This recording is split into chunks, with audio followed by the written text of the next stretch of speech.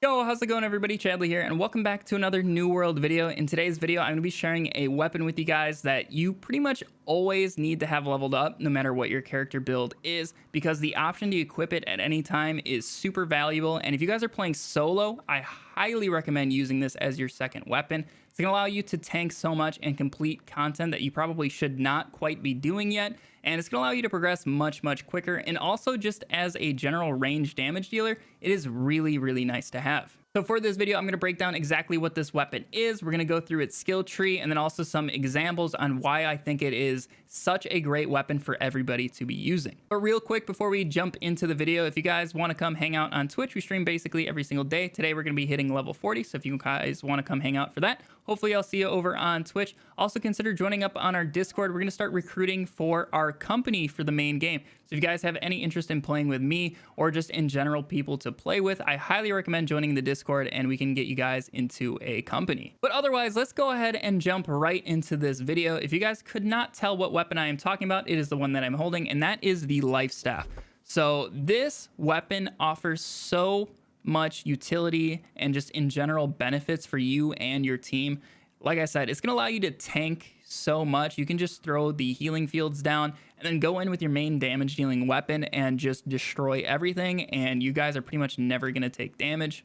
Also, another huge plus to this is you guys don't really have to do a lot of like cooking or potion making, because this, after a battle or something, if you guys need to heal up before your next one, just throw a couple of healing fields on the ground and you're back to full within a couple seconds, and you can continue with your life and just keep moving on. In general, it's just going to save you a lot of time in terms of like crafting, cooking, and all that good stuff, so you guys can just get right back to grinding XP. Then also, if you guys ever end up in a group and you guys need a healer, having this just leveled and able to be equipped is super valuable. You never know when you're going to need that in your team. You never know what people are going to end up running with. And even if you guys are running with a dedicated team with a dedicated healer, it's really nice to have at least 2 lifestaffs, because the lifestaff generates a lot of threat. So if you only have one healer, only one lifestaff going, pretty much every single enemy on the field is going to be running to that healer unless you have somebody constantly doing a taunt. And in early game, it's really hard to get those gems and people with the taunt gems. So early game, it's really nice to have 2 as well. So let's go ahead and jump into the skill tree that I at least recommend. As you guys can see, I'm almost rank 16 with the lifestaff, so I have pretty close to all the points, and I have a good idea of what I'm going to do once I max this thing out. But otherwise, the skills that I recommend you guys using is Orb of Protection. This is really good for damage at first, and once you're able to spec into its healing stuff, it's going to be good for extra healing as well.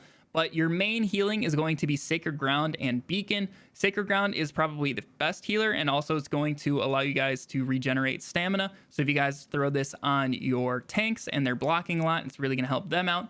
And then if you guys have a lot of mobile enemies, you can use Beacon, apply that to them, because this is a healing field that moves around. It sticks to whatever you hit it on. You can even stick it to a teammate. So it's always going to be healing something that you want it to be healing, unlike Sacred Ground. So if you guys combine these 2, it's really good for healing. And then also the Beacon for damage is also really good. There's a little bit of an animation cancel that I'm going to show you guys a little bit later once we get to the gameplay that you guys can use with Beacon and also Orb of Protection to deal a lot of burst damage. You can deal about 1,000+ damage. At least with my current setup, you can do that in a quick little burst. So my recommended path when you guys are leveling this is to grab Sacred Ground first. This is going to be your main healing source. It just heals the fastest by far. And then after that, grab Beacon, and you can combine these 2. They're going to stack, and you guys can get crazy healing if you have them both active at the same time. And then otherwise, some great passives would be Absolved. This way you pretty much never run out of mana. Your abilities are going to be the only things consuming that. And if you combine that with a like melee weapon, you're pretty much never going to run out. I use it with a hammer, and then I swap to the hammer, deal damage while my healing is out, and then I come back and my mana is good to go. You seriously almost never run out of mana.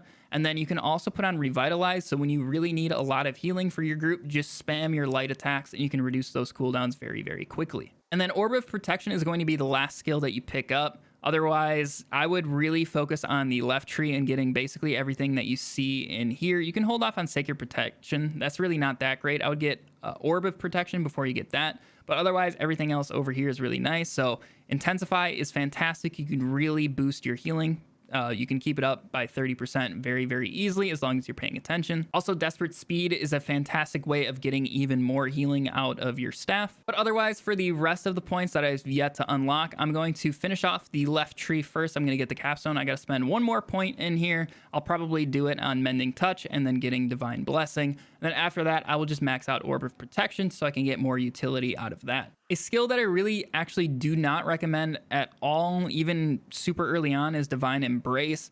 This takes a very long time to cast. It's like several seconds of casting animation. So when you're in a battle, and like I said, you're generating a lot of threat, so you're constantly going to be chased around and shot at. You can almost never get this off, which is very, very annoying. So I really do not recommend Divine Embrace. I really do recommend the setup that I have going here. But otherwise, let's go ahead and jump into some gameplay. So for this, I'm going to show exactly why I think this is so fantastic. And also, I'm going to share some tips and tricks with you guys. So the first tip I want to share with you guys is the animation cancel for the 2 projectiles, Beacon and Orb of Protection. So you guys can do an animation cancel with this by charging up a heavy attack and then immediately pressing your ability after. Right there, you can see you get both abilities off.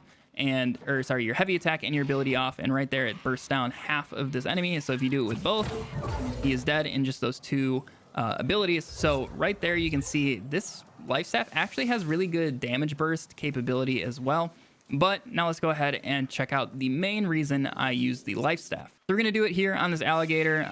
You can get a lot of range attacks off while you wait for him to get into melee range.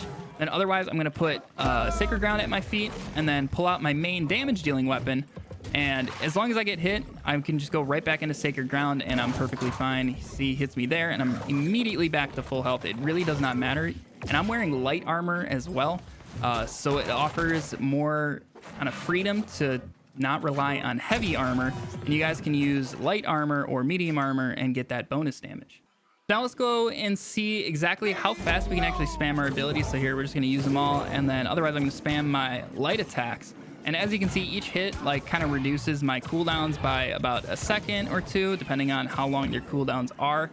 And that is not using a staff with like that ability as well, where hitting an enemy with a light or heavy attack also reduces your cooldowns. I had a staff with that before, and the amount of abilities that I could spam was unreal. My healing was insane at the time. Unfortunately, I out-leveled it and had to get rid of it.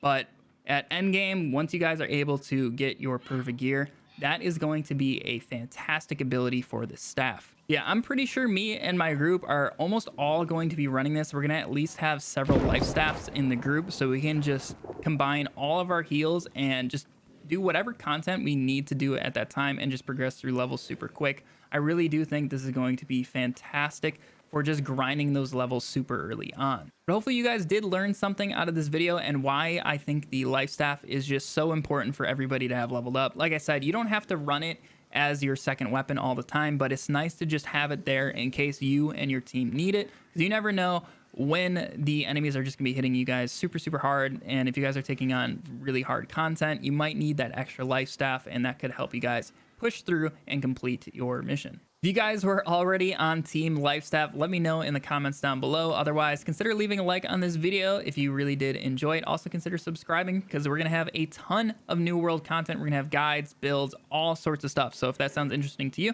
make sure you hit that subscribe button. Also, sorry this video is going out today. I wanted to make this yesterday, but my server was down pretty much the entire day, at least the time I had to make a video. So I'm sorry about that, but we're going to have another video out tomorrow. So make sure you guys are here for that. Like I said, make sure to come over by Twitch and join up on that Discord. Otherwise, I hope you all have a fantastic day, and I'll catch you in the next video. See ya.